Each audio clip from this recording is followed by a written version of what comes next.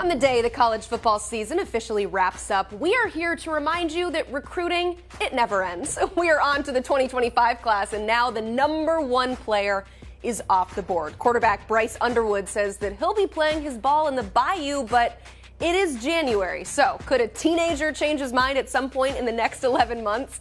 We'll discuss. Plus, the All-American Bowl went down on Saturday, and we have our thoughts. Who stood out? Who surprised? Our analysts weigh in. And we have a live commitment on today's show, so fans of Michigan, Notre Dame, Ohio State, Penn State, and Wisconsin, don't move a muscle. All that and more as the college football recruiting show starts right now.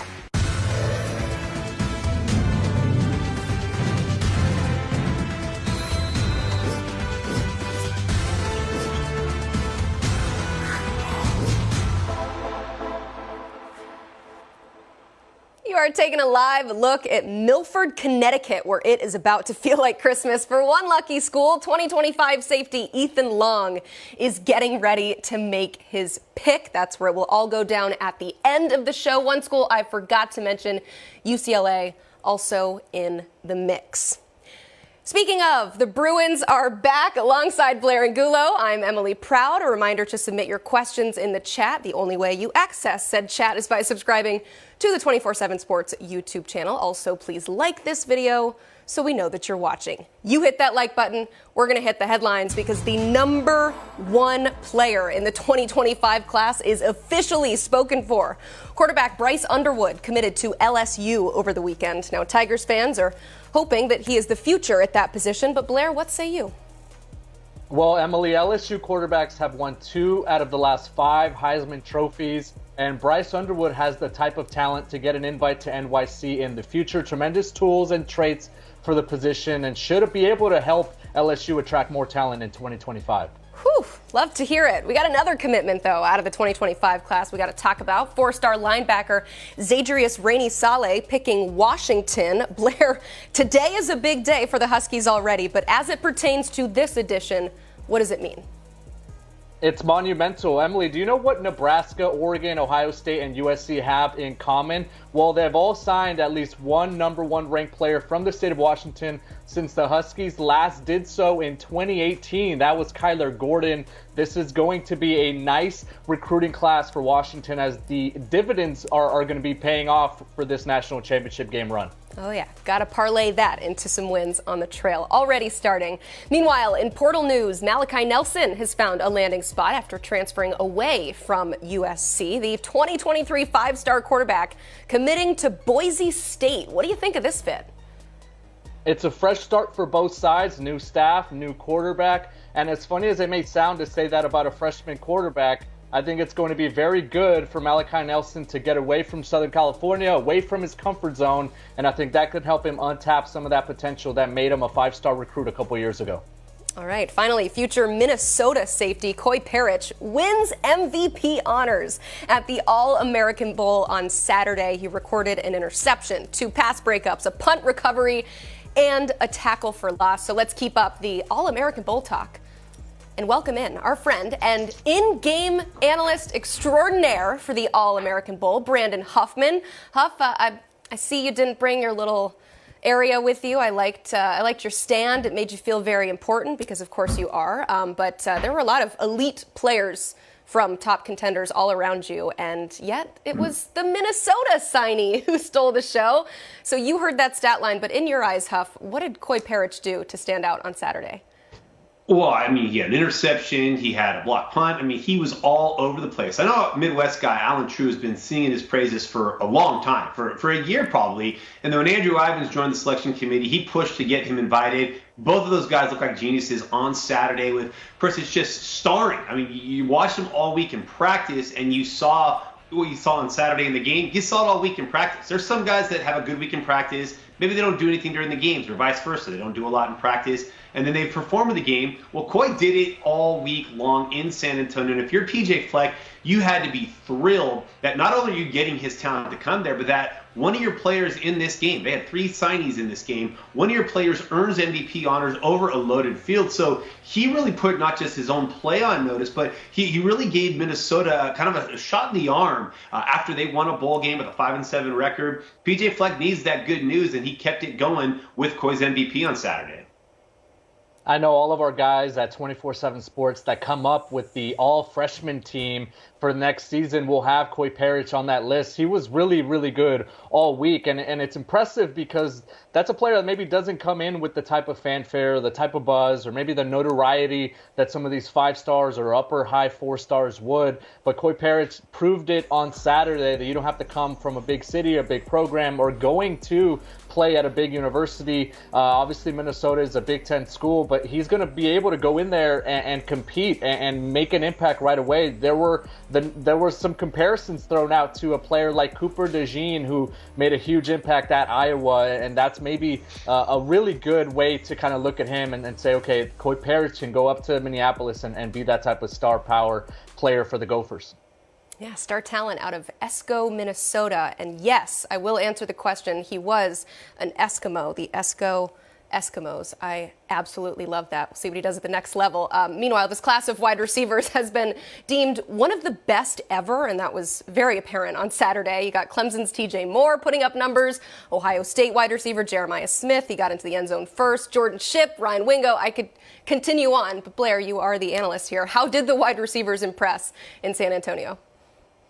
It's the depth for me that really stood out. Obviously, Jeremiah Smith being the #1 rated player in the whole class and him being a receiver carries a lot of weight. But when you ramble off some of the names that you did, Emily, it gives you a good context, gives you a good idea that these are a lot of wide receivers that are going to have a chance to go out there at the college level and make an impact as true freshmen. They are that technically savvy. They are that refined from a pass catching standpoint. They love to run routes and get behind defenses. I thought that was something that really stood out to me. I was really impressed specifically with Jeremiah Smith and what he was able to do rep to rep. I don't think I saw anyone take as many reps in practice throughout the week, and that's refreshing in this era where, you know, we're going through branding, we're going through NIL, we're going through the transfer portal, and this is the #1 rated player, and he's practicing as hard as anyone is out there on the field, whether it was rainy, whether it was windy, it didn't really matter for Jeremiah Smith, and that's something that really stood out to me. I'm going to go a little bit closer to home in the Northwest, and I'm going to go with Gatlin Bair. You know, so why am I surprised? I'm not really surprised. What I think was great about Gatlin Bair is he gave himself an opportunity to play on a big stage. He plays smaller high school football up in the state of Idaho. He's the highest rated recruit to ever come from the Gemstone State, but he's also the highest rated uncommitted player in the country in 2024. With him planning to serve as LDS mission in next February for the next 2 years, it's either going to be Oregon, it's going to be Michigan, but when you watched him play this last week and go up against the best defensive backs he's ever played against, you saw why Oregon and Michigan wanted him so badly and why other schools, his last 2 offers before he narrowed his list, were the 2 finalists from a year ago, which was Georgia and TCU. So you saw that speed on display. You saw how big he is. He's a legit 6'2". He can run. Even when he was jogging, he looked faster than everybody out there. And I think when you talk to the players over the course of the week and you ask them, hey, who surprised you? They'd all say, hey, that Blair guy from Idaho. Well, no, Blair is the guy who's from Southern California who works with me. Gatlin Bair, kind of gave people a little bit more understanding of his name by the end of the week when he performed. And now we just got to wait 2 more years to see what he can do at the collegiate level. Of us, a little teaser for what's to come, but we got to wait a few years until we see that in college. Huff, also a few commitments during the game. Alabama came away with 2 new 2024 pledges. So that's this class. You got 4-star safety Xavier Mincy and running back Daniel Hill. What did those guys add to the Tide's already #2 class in the nation? Well, you know, it's just good to see that Nick Saban's finally able to get another good defensive back to come to Tuscaloosa. With Mincy, you know, this is a kid that when he announced his decision on Saturday, that was coming off Kool-Aid McKinstry and Terrion Arnold both putting their names into the draft. You already had Xavier Brown in the game, and now you add Xavier Mincy to the mix in the secondary, and there's going to be an opportunity for him to get on the field as a true freshman. He arrives in Tuscaloosa this week, and he's got positional versatility. He said he wants to play corner when he gets there. He can play safety, but being able to play a multitude of spots in Nick Saban's secondary is certainly huge. And then with Daniel here, you're getting a power back who he said he compares himself to Najee Harris. Now, he might not be as tall and long as Najee was, but he runs with that same menacing style where he runs with power, he runs with his strength. He doesn't necessarily have elite speed, but he can run through you. He had a touchdown during the game, and we asked him before the game what he thought of the play call in the Rose Bowl in overtime, and he just said, hey, you know what? It was not the call I would have called. I would have said give it to a running back and let it run it in. That's the kind of guy he wants. He wants the ball in his hands, and I think with the stable of running backs that Alabama has had historically, he may have to wait a bit to get that opportunity, but when he gets it, I anticipate that he'll shine. Xavier Mincy has the versatility to play corner, nickel. You can play some safety, and imagine that, Huff, and Emily, if he played safety alongside Caleb Downs here for the next couple of years down in Tuscaloosa. You love his length, his instincts, his awareness, his ability to make plays closer to the line of scrimmage. And from a recruiting standpoint, the thing that we can't overlook is the fact that, Nick Saban might have been written off a bit here and there early in the cycle. They closed strong. They made a tremendous finish there at the All-American Bowl as well to beat out Florida, Miami, Florida State for an in-state prospect like Xavier Mincy. It's just another indication that the Tide are rolling, and they're going to continue to roll as long as Nick Saban is there. It's just what they do. Blair, the top corner in the class of 2025, Devin Sanchez, also committing to Ohio State, though, on Saturday. So what can he bring to the Buckeyes? Well, our scouting team absolutely loves Devin Sanchez. They have him pegged as CB1 in this 2025 class. A name that I think Buckeyes fans will remember, and because he's on the roster now, is Denzel Burke. He started right off the bat as a true freshman. I think Devin Sanchez has the ability and has the skill set to be able to do the same thing. He can shut down his side of the field, and it's something that they'll have to have a lot of on this roster, considering that the new Big Ten will have the likes of Oregon. They'll have high-powered Washington. You'll have a USC, which is always going to have big-time receivers. Players like Devin Sanchez are going to help Ohio State continue to neutralize and add some of those weapons on the defensive side of the ball that will keep the Buckeyes high on the standings for the conference. Well, and just think about the kind of work he's going to get in each week in practice. When you're going up against an elite receiver core, there's going to be Carnell Tate and Brandon Ennis will still be there. Obviously, Jeremiah Smith is coming in this season. Emeka Egbuka will probably be gone by then. Marvin Harrison, I wouldn't anticipate. He's sticking around for a fifth year, let alone a fourth year. But Devin Sanchez is going to go up against elite receivers every day in practice, and that's going to make Saturdays that much easier for him, which really shouldn't be fair when you consider he is the best cornerback in the country. And what it also shows is that, Blair, you mentioned that Nick Saban was being written off. Ryan Day, with the way that their season ended with losses to Michigan and Missouri, people write him off. But he's rallied a bit with some of the transfer portal gets. And then to get Devin Sanchez, a top 5 player nationally in the 2025 class, to go back into the state of Texas, where they have been able to grab so many great players in the last few years, much like Garrett Wilson a couple of years ago. You look and you see that the Devin Sanchez move to Ohio State shows that the Buckeye brand is not being, at all negatively viewed from a recruit standpoint. Maybe the fan base is a little bit upset. Maybe, college football writers may not be as high on Ohio State as they once were, but recruits still are. And to go into the state of Texas when Texas is coming off of a playoff berth, when Alabama's coming off a playoff berth, being in the finals with Texas A&M and a defensive-minded head coach making a surge, for Ohio State to land Sanchez was big. Now they just got to spend the next 12 months holding on to him. I got to give a quick shout out to a friend in the chat, Mr. Knight, who's asking people to hit the like button. That's my job. I appreciate you taking that off my hands because it's really nice to get some help in there. But, listen to him. Hit that like button. Huff, a prospect that you know very well, somebody that we mentioned at the beginning of the show, four-star linebacker Zadarius Rainey-Saleh committing to Washington earlier today. Hopefully not their only win with the national championship coming up tonight. But what does this addition mean for the Huskies?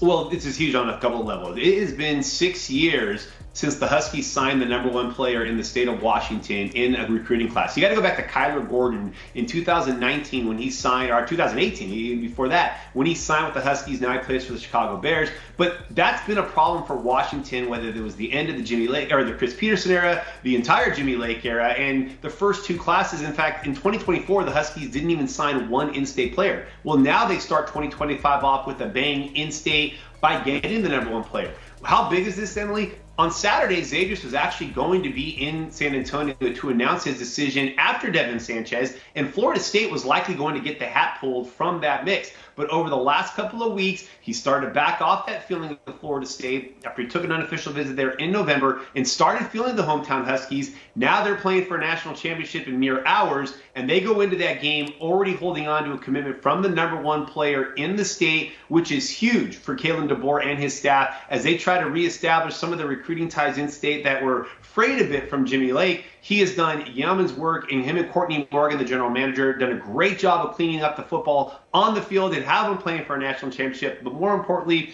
they're reestablishing their dominance in state, and getting Randy Saleh is huge for them as they head into the 2025 cycle. Big win for Washington with this commitment. Big win for our show for having you on. Huff, thank you so much for being here. You can check out more of his work on 247sports.com. The whole crew that was down in Houston, and we had so many great journalists there. You can check out all of their work online at 247sports.com. The national championship tonight signifies the end of the college football season, but that does not mean that things stop in the sport. Here's what the upcoming recruiting calendar looks like. You've got the contact period kicking off later this week. That's when visits can start. Then it's a quiet period, meaning you can have on-campus visits, but nothing off. And then the dead period signifies no in-person contact. If that's confusing to you, take a number, join the club. A lot of these things are incredibly confusing, but that's why we invite our friend Smoke Dixon, former general manager at Maryland, to come on and explain to us just the recruiting process and what happens now.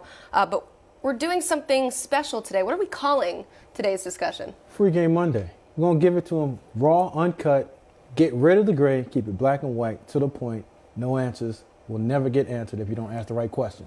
How about that? I love it. Okay, that's going to be a theme of this discussion. So we're talking all about prospects. I'd say like your average prospect, as we know that some of these rules don't necessarily apply to some of those high level guys. But this is just if you want to know how this whole operation works, starting with the on-field evaluation process. When does that kick off for a prospect? Well, if you're doing your job the proper way and you have your area, your local area or national area under consideration of doing it well, you start out in the 7th and 8th grade. Because once they get to high school, yeah, you've already lost 2 years on them. So the earlier you get on parents, decision makers, handlers, high school coach, who the 7-on-7 coach is, the better it is. So that actual recruiting process starts 7th, 8th grade. I've offered 8th graders and 7th graders because once they get to 9th grade, everybody jumps on them. And once they get on them, you'd like to be the first one that started that process to educate them in the proper way of now being attached to you at the hip through the recruiting process. Speaking of education, academics do matter, everyone out there, especially when it comes to the recruiting process. So what do these players need to do to ensure that they are good to go so there's no surprises there as you get down the stretch of heading to college? Well, once you walk in and you ask for that transcript, everyone knows those 4 core classes, your English, math, science, and social studies. They have to be on par of getting 4 credits. But what I wanted to do when I saw the transcript was to understand, what am I getting my hands on? What is that person? Is he a person that shows up late to classes? If you have a bunch of tardies on your transcript, I'm going to know that you like taking your time and you don't like showing up on time. So I have to know that you might not show up on time to practice. Then I also want to see what the absence are. If you're a person that's not going to class or going to school, but showing up to practice, yeah, that's not showing a complete student athlete. Now I also want to see, did you start your first semester out of the school year with a C? Then worked your way to an A, then went back down to a B, then to C. Now it's inconsistent. If you're an A student, compete just like you were on the field, compete in the classroom. So I know I have an overall competitor. So when I start charging that player and start coaching them hard, I know what I'm going to get out of a response. I'm going to have a person that shows up on time, shows up every day to class and school, and when it's time to learn, they get it done because they want to compete and want to be the best at everything that they do. It's not just the grades. It's a lot of little nuggets that you can learn from transcripts. Showing up and trying hard and consistent as well. Study transcript, you'll know the person. You know the person. All right. Another good way to get to know someone is their social media presence. How can a player's presence online, though, maybe be a detriment to them during the recruiting process? How do they clean that up? Well, understand that every school has a department just geared to combing and scraping through your social media. So whatever you put out there, they're being seen. So understand that you're on a job interview, and you're also showing what your 4 years or 5 years, depending on what you do, is going to look like. So if you have information on your social media that you don't want the world to know, don't put it on there. If you're liking, retweeting something from somebody else, understand that you're the one that's clicking that button. It counts for you as well, too. But also on the social media aspect of it, I wanted to know what I was getting my hands on. Who was recruiting this person? And how well attached are they to another program? We had a study that went back a few times, and the more likes and the more retweets that we had from a kid, we knew if we were going to have a good chance of recruiting them. Information that we gave to them in terms of social media, how many times do they post that? Shows you how much they're interested in you and how those conversations, that recruiting process is going overall. So social media plays a great deal and an important part of understanding who the prospect is. And again, the school is trying to get to know who you are. It's your job also to get to know what you're getting yourself into along the way, parents and players. Yes, this is all about getting to know the prospect. So we talk about the academic side of it, the social media side of it, but then there's that on-campus visit, and that is all about presence and how you carry yourself and questions that you ask. So what are some of the do's and don'ts for when you take that on-campus visit? Well, the first do that I would tell anybody is always bring a pen and paper with you or an iPad, something to gather and collect information. Because when you go on a visit, you're also researching the school, and the school's also doing their due diligence on yourself as well. Second thing that I want to interview the players. The players are going to give you more information than the actual coach that's trying to recruit you. They're trying to sell you. So there's not a lot of negative sell that's going on from the coach. But the player will give you 110% of what the life of a college student looks like on that campus, the social aspect of it, the coaching aspect of it, NIL aspect of it, the academics of it. So what I would do, ask the questions that you want to get answers. The don'ts is go in there and be a mute. Don't ask the questions. Don't go in there wanting to know what am I getting myself into and show up and say, hey, coach, everything's great. Or if a coach says, hey, do you have any other questions? They'll say, no, I don't have any. Craziest thing I've ever heard. You sat down and listened to a person lecture you for an hour in a visit. And I ask you, do you have any questions to follow up any of this information I just gave you? No, we're good. Can't be good. There has to be something that I wasn't clear on and you need more information on, or I need to gather some more information on your next visit to give you. Yeah.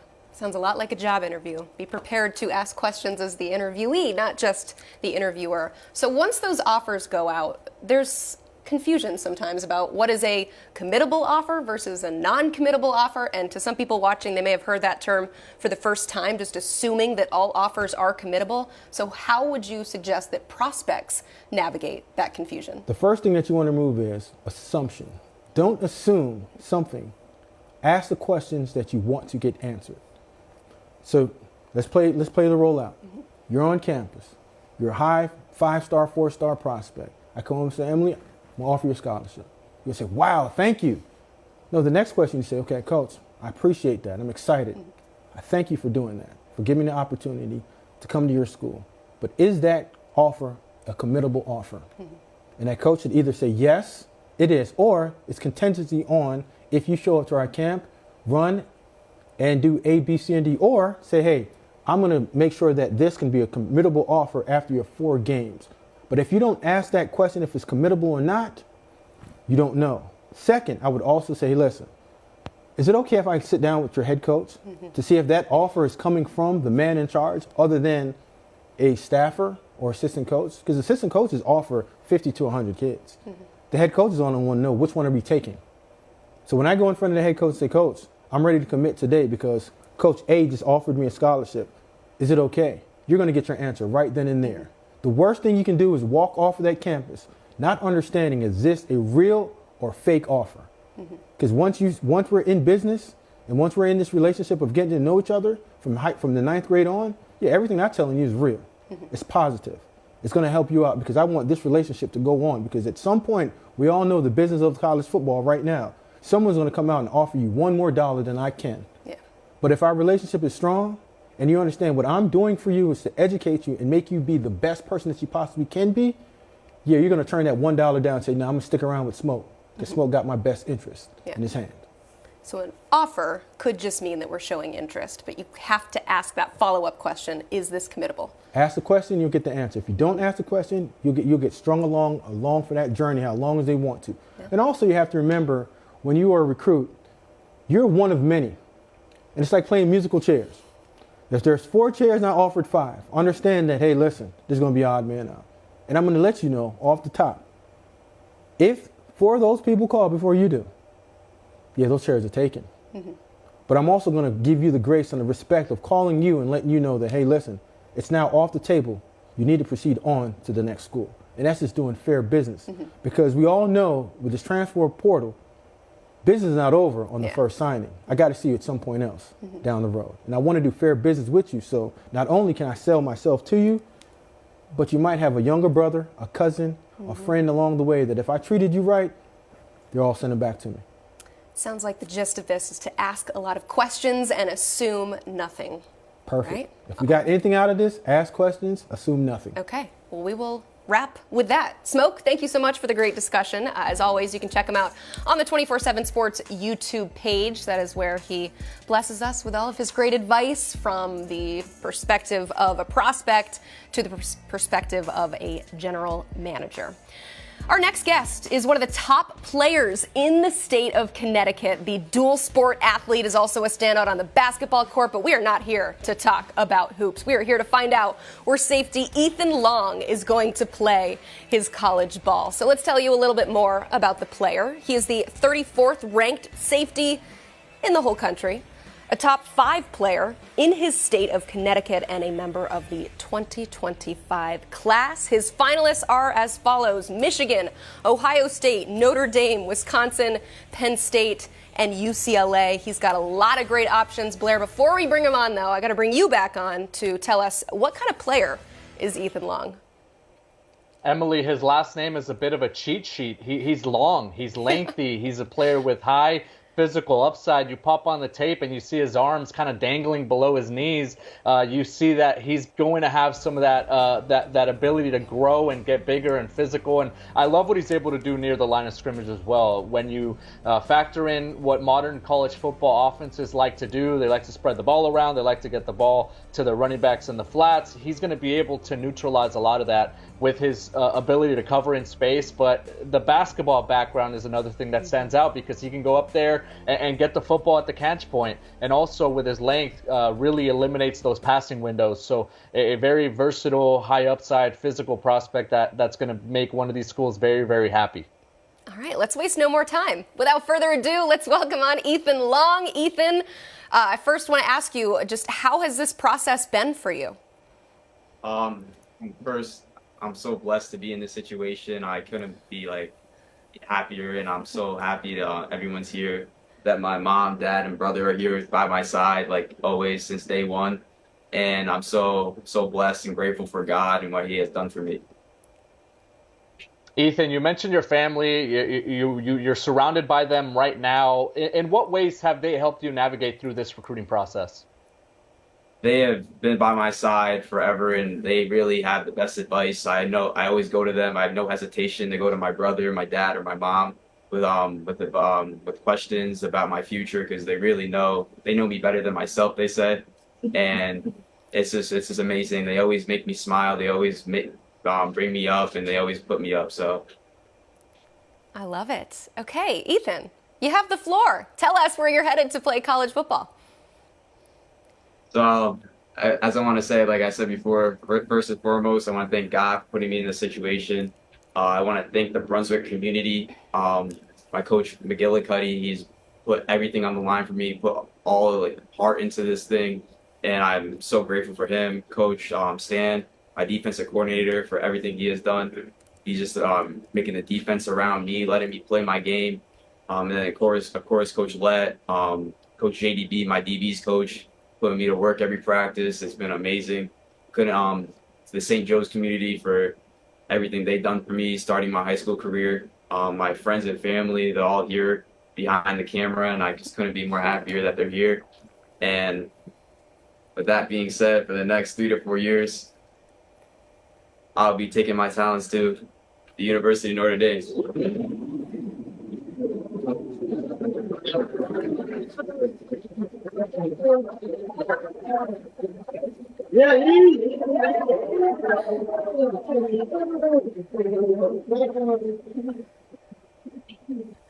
I love it. There you have it. Breaking news. 2025 safety Ethan Long has committed to Notre Dame. Ethan, I think you know what my question's going to be. Tell us, why the Irish?